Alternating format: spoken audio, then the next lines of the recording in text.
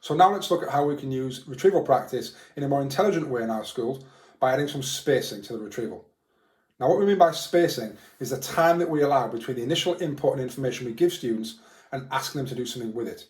And the longer that time, the harder it becomes for students to obviously retrieve that information. And that's why we get issues where students can't remember things a week, 2 weeks, or 2 years down the line.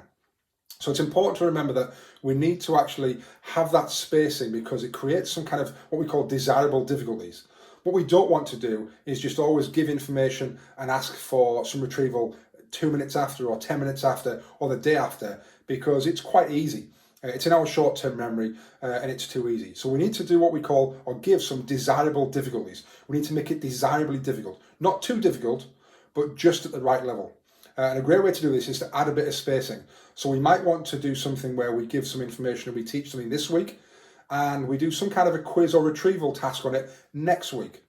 And the great thing about it here is that every time we have a successful retrieval, like we talked about on the last slide, it then can strengthen that memory, but it also allows you to increase the spacing gap every single time. So if students get it right after 2 days or 3 days, you can then maybe leave it 4 or 5 days before you ask it again. If they get it right again, you can then leave it a week or 2 weeks.